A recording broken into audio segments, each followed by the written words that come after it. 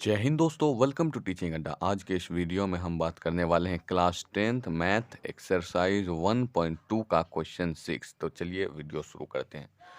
हमारा छठा नंबर का क्वेश्चन है कि संख्या व्याख्या कीजिए कि 7 गुना 11 गुना 13 प्लस 13 और 7 गुना 6 गुना 5 गुना 4 गुना 3 गुना 2 गुना 1 प्लस 5 अभाज्य संख्या भाज्य संख्या क्यों है। यहाँ पे एक वर्ड का इस्तेमाल किया गया है, भाज्य संख्या। तो इसको पहले समझ लेते हैं, भाज्य संख्या क्या है। जी लो, भाज्य संख्या हम उसे कहते हैं जो 2 बार कट जाए, या फिर देखिए भाज्य संख्या किसे कहते हैं हम आपको समझाते हैं। एक होता है भाज्य और एक होता है अभाज्य। भाज्य और अभाज्य। लो, भाज्य उसको कहते हैं जो एक और स्वयं को छोड़कर, एक और खुद को छोड़कर किसी दूसरे संख्या से भी कटे। जैसे मान लीजिए कोई संख्या 10 ले लेते हैं, 10 ले लेते हैं, यह एक और खुद, एक और 10 को छोड़कर दूसरे संख्या से भी कटता है। तो चलिए देख लेते हैं, 2 से जब कटेंगे तो 5, तो क्या आ गया 2 गुना 5 गुना 1, यानी कि उसके गुणनखंड में 3 बार आना चाहिए, 3 गुणनखंड आना चाहिए, तब उसको हम भाज्य कहते हैं, 3 बार गुणनखंड। और अभाज्य में देख लीजिए, मान लीजिए कोई संख्या 3 है, इसको जब हम 1 से करेंगे तो 3 से। अभाज्य उसको कहते हैं जो एक और स्वयं, एक और खुद से कटे, एक और खुद से कटे, या फिर 1 से ही कटेगा और 3 से ही कटेगा। या हो गया भाज्य उसको कहते हैं जो एक और स्वयं को छोड़कर दूसरे से भी करता है, और अभाज्य उसको कहते हैं जो एक और खुद से करता है। तो समझ में आ गया, डाउट क्लियर। तो चलिए अब प्रश्न की ओर बढ़ते हैं। यहाँ पे लिखेंगे हम हल। दिया गया है,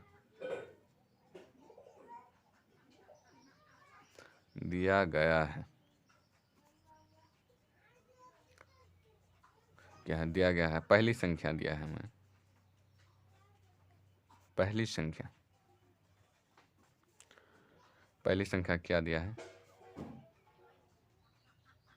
7 गुना 11 गुना 13 प्लस 13। अब इस संख्या में हमें एक चीज़ दिख रहा है कि यहाँ भी 13 है, मतलब गुना में एक 13 है और प्लस में भी एक 13 है। तो चलिए दोनों में हम 13 कॉमन ले लेते हैं। जब हम इसमें 13 कॉमन लेंगे तो 7 गुना 11 गुना 1 बच जाएगा प्लस 1, हो गया। अब गुना में तो 1 का कोई वैल्यू नहीं रहता है, इसलिए इसको ऐसे रख देंगे, 13 इंटू 7 गुना 11 गुना 7 गुना 11 प्लस 1, हो गया। इसको ऐसे लिख दिए, गुना में 1 का वैल्यू नहीं रहता इसलिए उसको हटा दिए। तो चलिए अब दूसरी संख्या की ओर बढ़ते हैं। हमारा दूसरी संख्या जो दिया है उसको लिखते हैं। हमारा दूसरी संख्या दिया है, देखिए यहाँ पे लिखा है दूसरी संख्या, दूसरी संख्या, दूसरी संख्या क्या दिया है, 7 गुना 6 गुना 5 गुना 4 गुना 3 गुना 2 गुना 1 प्लस 5। अब इसमें भी देखिए इधर भी 5 है, गुना में भी 5 है और प्लस के वो बगल भी 5 है। तो चलिए हम दोनों में 5 कॉमन ले लेते हैं। 5 जब कॉमन ले लेंगे तो 7 गुना 6 गुना 5 तो 1 हो जाएगा, 1 का कोई वैल्यू नहीं गुना में, 7 गुना 6 गुना 4 गुना 3 गुना 2, 1 तो नहीं रहता है, और प्लस 5 कॉमन ले लिए तो 1 हो जाएगा, ठीक है। तो चलिए अब लिखते हैं इसमें।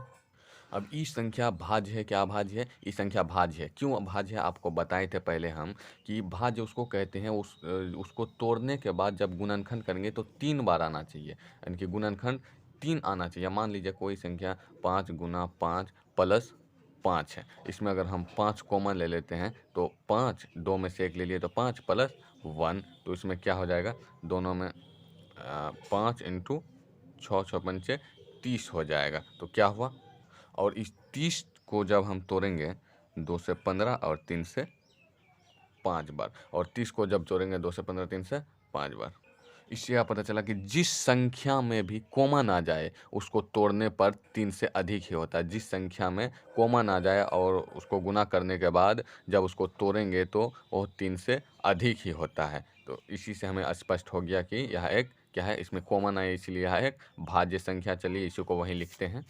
अब इसी को हम भाषा में कैसे लिखेंगे, यहाँ देखिए, यहाँ पर लिखेंगे दी गई संख्याएं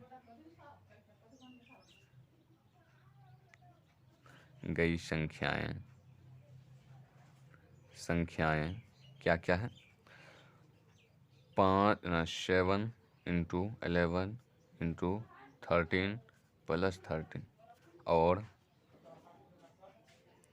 और दूसरा संख्या जो है 7 into 6 into 5 into 4 into 3 into 2 into 1 plus 5 का 2 से अधिक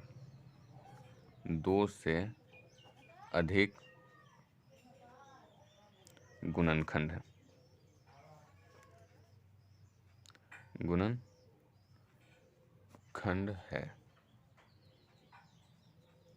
2 से अधिक जब गुणनखंड होगा तो आपको हम पहले ही बताए, जब किसी संख्या का 2 से अधिक गुणनखंड होगा तो वो क्या होगा, भाज्य संख्या होगा। इसलिए यहाँ पे लिखेंगे अतः दी गई संख्याएं एक भाज्य संख्या है।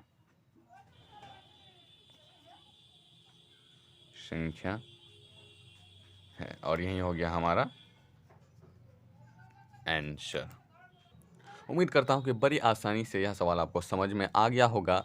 इसी बात पर इस चैनल पे अगर आप नए हैं तो सब्सक्राइब कर दें और वीडियो को लाइक कर दें। धन्यवाद।